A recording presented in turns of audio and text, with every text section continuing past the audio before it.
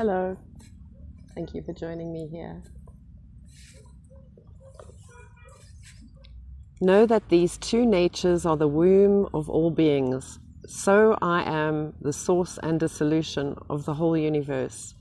There is nothing whatsoever higher other than me, or O Arjuna. All this is strung on me as clusters of beads on a string. There is nothing other than God. God alone exists. He alone is the reality. How can the unreal exist?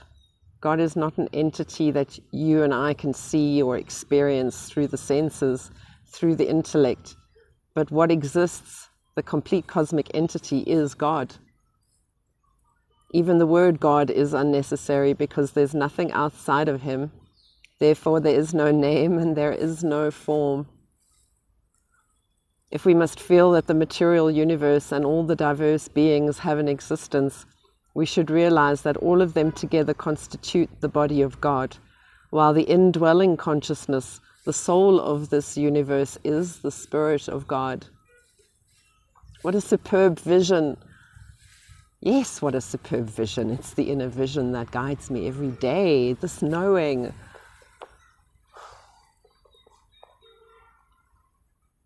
And yet there's nothing tangible, but it's everywhere. Of course it's going to cause confusion. Unless you read that word every day. Unless you start integrating it and it becomes you. You're embodying everything. We talk of creation and dissolution of the universe. All that is nothing but the manifestation and the unmanifestation of the nature of God. There are some sages who treat even such expressions as God willed the creation into being as imperfect explanations meant for spiritual children, the soothing syrup. The sun shines without intending to shine. That is God's very nature. Even so, all the elements and the life potency, DNA, are God's nature, and the manifestation potential is always present in Him. Yes, even here.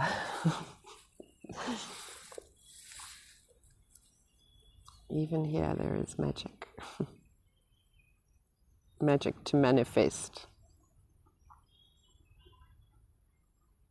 In ignorance of the unity of God, we assume that He created the world as a man creates a piece of pottery. When we clearly realize that there is nothing other than God, then we see what arises in that consciousness. In the analogy used, consider a rosary in which the beads and the connecting string are of the same thread. Thus one string appears as 108 beads and their connecting link. So God alone appears as these myriads of beings and their connecting link. Yet He is the only reality.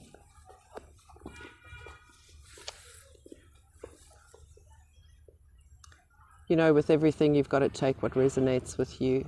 And when I started reading this book, I didn't understand Sanskrit.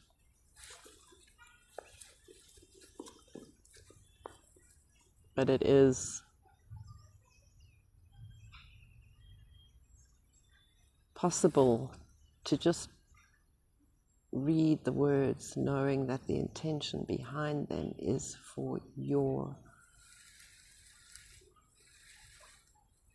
acknowledgement, is for you to seek deeper within the truth, between the lines, to take what you want to take from everything that is offered to you in the kindest possible way, and to integrate it.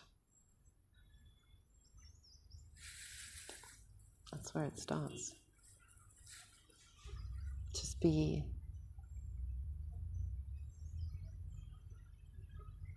kind to yourself. Take your time. Be still and know that He is God.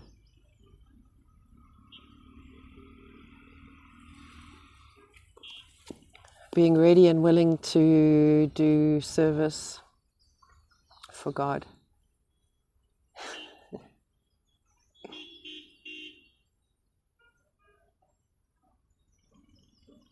For our earth, for our planet, for each other, for animals.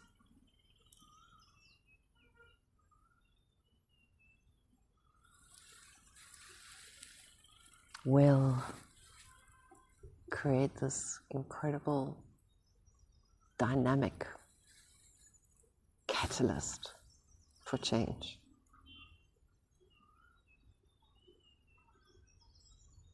The world needs change.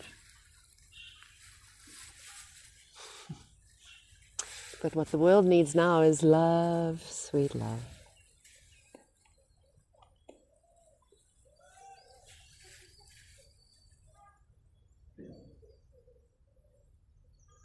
And it's not the kind of love that holds on, even though it protects. It's not the kind of love that controls.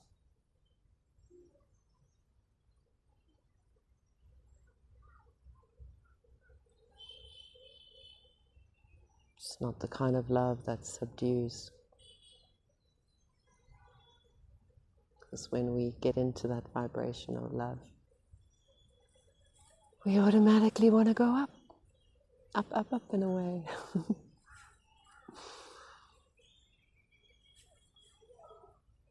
We ascend in love and expand.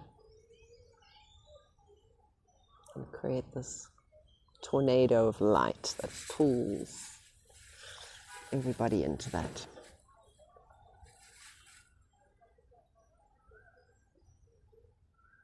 And if we're not feeling that pulling force, if we're not feeling the passion and the fire in the belly, time to look at all the other millions of options that we have on this earth waiting for us.